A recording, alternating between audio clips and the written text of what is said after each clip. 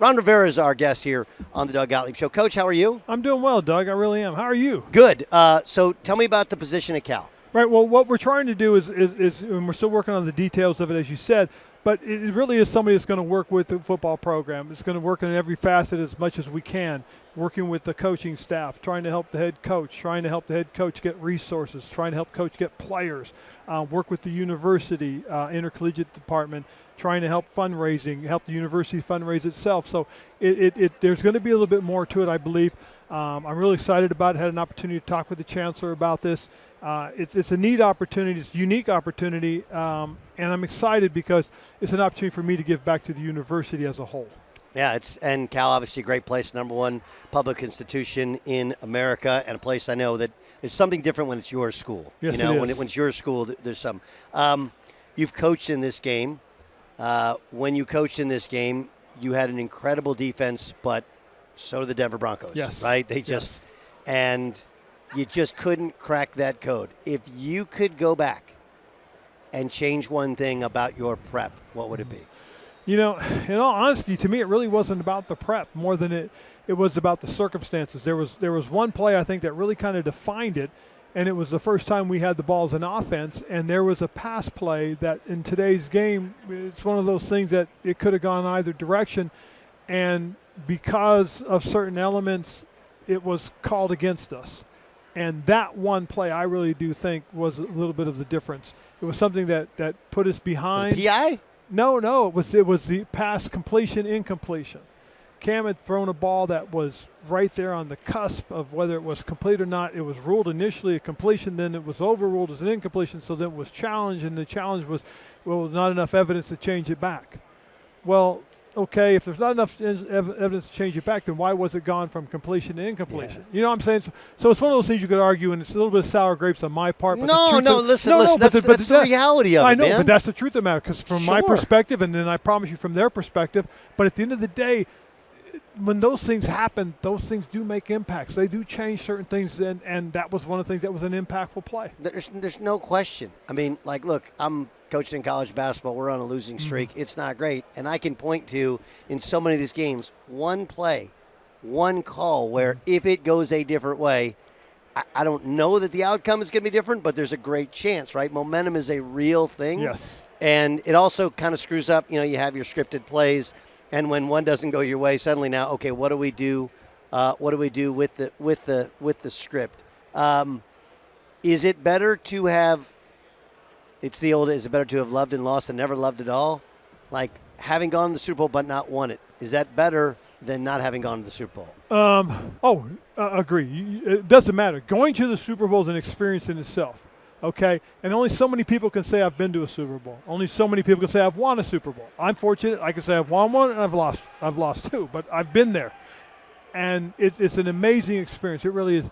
It's everything that we work for as players and as coaches. I mean, when you get there, you're at the peak, okay? You're at the top. But to stand on the very pinnacle, you've got to win it. So I've been there, and I've done both. And to me, it's the reason why. If you get into this game for any other reason than going and winning the Super Bowl, then you shouldn't be in this league. I mean, okay, so I got to ask you, Cam Newton just said. I know. He just said, I know. You know, if you give back your MVP to win a Super Bowl, he's like, nah. You know, can I take a guess? You're thinking to yourself, but you can't say, "Welcome to my world. This was what I was managing."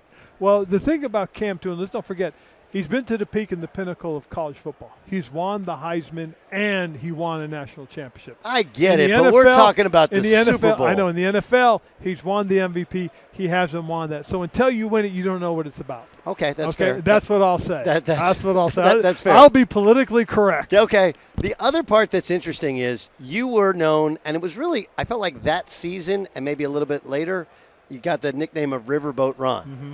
But the Riverboat Run at first, and again, tell me if I'm wrong, you're fair, was because you were generally conservative in nature, right? Yes. You were a punt anytime on fourth down guy. You were very, very conservative. defensive-minded, and by the way, that team was one of the best defenses that probably doesn't get credit, right? Sean McDermott built it for you. That was a great defense.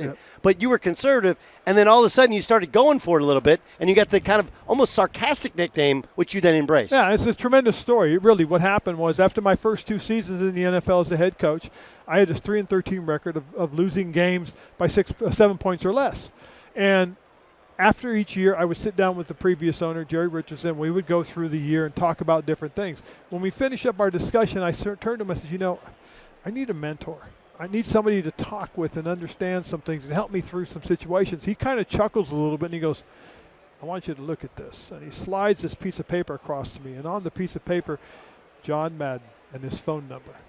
He goes, you and I are on the same page. I want you to call Coach. He's expecting your call. I've already talked to him about you talking to him. I said, wow. So I get done. The first thing I did, I called him right away. We had this great 20-minute conversation. He says, hey, come on out to Pleasanton, California. Come to my office. Let's sit down. Let's talk football. So I do. I make this plan. I fly out there. We sit down. We start talking.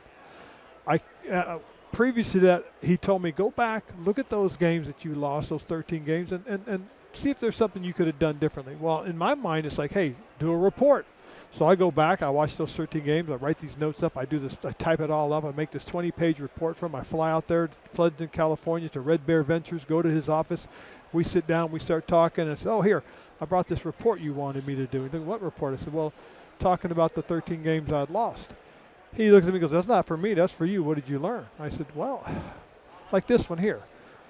I punted when I think we had an opportunity to possibly go for it. And then on this one, I took the field goal to go up by 6, and then they score a touchdown and beat us by 1.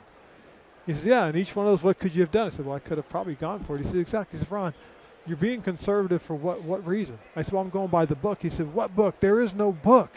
And it made me realize when he said that what I was doing was what was conservative, what was safe. I wouldn't get criticized if it went the other way. And it made me realize that, shoot, so fast forward, now we're in 2013. We're playing a game. We're playing the Giants at home. We get our first drive. It's 4th down at midfield. I go for it. We get the first down. We continue on the drive, get to the goal line. It's 4th and goal. Go for it. Punch it in for a touchdown. We score again. We beat them pretty good. We shut them. I think we won like 33-0 or something like that. The next week I do it in Minnesota. First series, I go for it, 4th down. We get it. Get down to the goal line. 4th and 3. We ran a shovel pass, touchdown. So we win the game. After the game, somebody in the media is interviewing fans. Hey, what do you think? Oh, it's great, Coach being aggressive. Yeah, it's great. Get to this one gentleman. So what did you think of Coach Rivera going for it before it done? He goes, well, I'll tell you what, Coach Rivera out there like a riverboat gambler, that old riverboat Ron. Now you're splitting aces at the casino. I know your dad was in the Army. Yes. He was in Nam as well. Yes. Is that what drew you to USAA? Yes, the fact that my dad served 32 years in the United States Army, traveling all over the world with him. We'd gone to Germany, we'd gone to Panama, we were all over the United States. Our home base was Fort Ord, California. And so being part of a military family and understanding exactly what that commitment and sacrifice is drove me to want to support the military every opportunity I got. Well, then I get a little bit of a platform because of USAA's Salute to Service. So from there, we do many things that we can show our support. And the great part was USAA was behind us the whole way. So fast forward a couple of years, I get an opportunity. I win the USAA Salute to Service Award. Very proud moment for me, but a great moment for my dad. I mean, he was very proud of the whole award. And so I've joined with them the last few years in support of it. And the real neat thing is this year's winner is George Kittle from the 49ers, a guy that does the same thing. He supports so many different efforts throughout, but he also supports the military in a big way. And USAA has recognized him as this year's Salute to Service Award winner. Well, Coach Rivera, I'm sure Cal is so proud to have you back, all the things you stand for as well. Go ahead, Dan. I just want a quick one. Quick one. Were you the one to really give Can't hear Dan. to the Commanders? He was asking, were you the one that suggested the Commanders, the nickname the Commanders? No, are you kidding? I mean, if I could, I would have stuck with the original name.